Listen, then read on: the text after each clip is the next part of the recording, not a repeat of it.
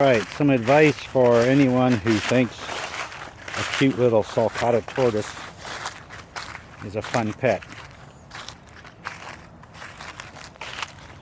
This is what a cute little Sulcata tortoise turns into in about 21 years. He's now about 100 pounds.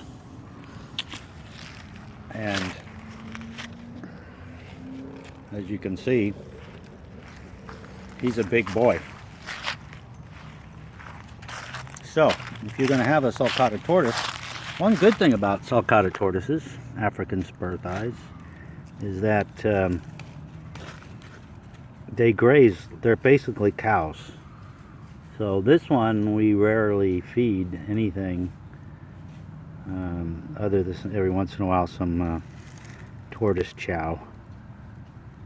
And it's funny because you pick these things up, it's like, there's nothing to them. They're just these funny legs. But boy, are they powerful when he wants them to be. You just got to watch that mouth. Never been bitten. See, all my fingers and toes are in place. But I don't give him the option. If he starts poking around my toes, I'll back off. But he grazes all day, and the other thing he'll do is walk this fence line all day long. The reason they do that, they're looking for a way to get out. And if you're going to have a fence, you definitely make sure you got to have this 1/4-inch wire that holds the bottom in. And this fence is not properly maintained because we used to have a 2x6 around the bottom of this. There we go. Looks like I'm going to have to come back in here and repair this. This is basically necessary to keep him off of that fence because he'll walk back and forth on this thing and pushing against that fence until he breaks through it. Now, we lost him one day, and I don't know if you noticed that little tag. I'll show that to you. We got a call about him in the neighborhood. Couldn't find any place where he got out. Just a little quick thing. I epoxied using JB Weld a little data plate on the back of him, and it's been there for, I don't know, 15, 16 years, maybe longer. So that when he gets out, they can call you. So what he did, and the reason for this, is we didn't think about that. He'd come along here and push on this, and he broke through the gate. As you can see, it now has wire ties on everything. But this is called hog panel. This is what you want to keep them out of anything. And other Sulcata guys, this is what they recommend. This is, like a 6x4 hose. And you tie it in somewhere so they can't even get to that part. So any part you want to, and yes, they'll follow you around. So over here you can see the 2x6s, so he bumps up against that and can't get at the fence.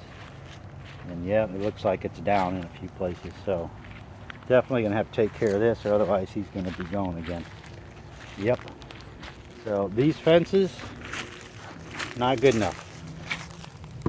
A wooden fence he'll eventually push through. He's gone through those areas. Looks like I've got to do some more work here. I'll show you the solution I had for that. We redid the fence.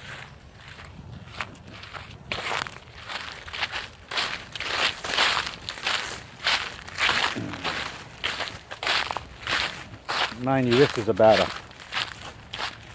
1/4 acre, this grass. So when I built this fence, I put a concrete footer under it. So he will come up against that and hopefully not get too close to the fence. And thus, I put 2x4s on there so he can't do that. And it looks like I'm going to have to do that some more here. This is more akin to operating a zoo than having a pet in your backyard. Because these things like to move and they like to go. And here's the other part. See if I can attach a picture here where we went through this fence. So now there's lattice and 2x4s, and this is kind of what you have to do.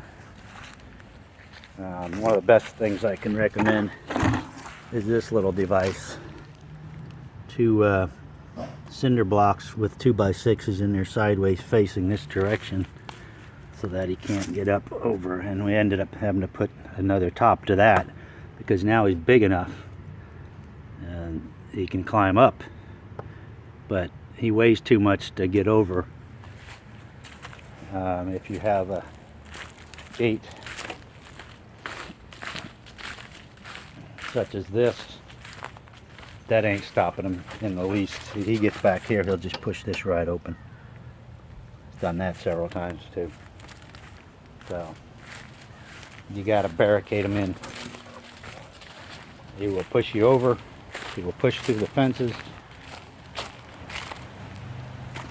And mind you, in case you're unaware, the Sulcata will last, they live 150 years. We call them legacy pets because you have to basically will them to someone to take care of them, or they end up going to a Sulcata rescue. Here's his little habitat. It's basically where he can dig a hole, although the best thing you can do is to get him somewhere where he won't dig a hole, because he's dug some holes over the years about 20 feet long. One of them started over here and went outside the other side of the fence. The rains came, we had it collapse, and we're always afraid that he's going to drown or something. But I guess the burrow probably goes up, but he's never had a problem. You know, in the wild they probably don't drown, so it's probably not a problem. Let me show you the other thing we have for him in the winter time. This is Central Florida. It does get cold. Sulcata rescue in Ojai, California. They said they've had temperature. They've taken the temperatures of theirs, and theirs will just stand out there in the cold with snow on them, and doesn't seem to bother them. Their core temperature is stays warm. The other thing is this Rubbermaid container, which the door's off of now, but they will come in here, and then we put up a heater in the back corner with a thermostat on it, and when it gets really cold we cover this thing up in blankets, and it had flaps at the bottom, and you see we cut out the bottom so he could go through there. He's almost too big now, but you have to have something this big because you see how big he's gotten, and it ain't gonna stop. He said even if you don't feed him, as long as he's got something to graze on, that's all they do, like a cow. They eat all day long. All day long. And then he goes back and forth along that fence. So, something to think about. You can make your own prehistoric dinosaur videos. Isn't that right? And believe it or not, he will sometimes try to climb up in my lap, and that is kind of a pain. He will knock you over. He will step on you. Okay. No eating toes, so. But no giant pyramiding. If you see pyramiding, it's not good on him, so he's doing pretty good. All right, buddy. And you need to have them named, and you need to have them come to their name. Those are my toes. Don't you mess with them. Because when they get to this size, you can't. Oh, now he's gonna push me over. Watch this. Look at this. What are you doing, you big goon? Huh? What are you doing? Look at this. Ah.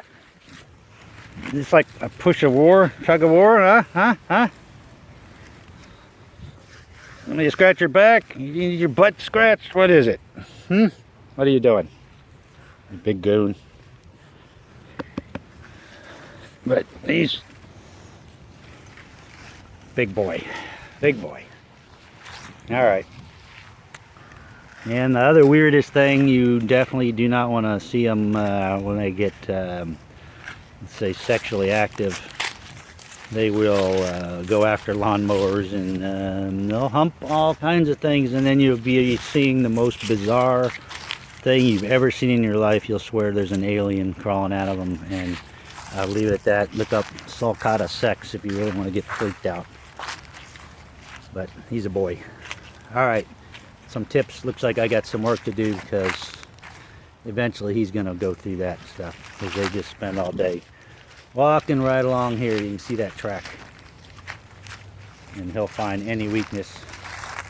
So, there you have it. See you later.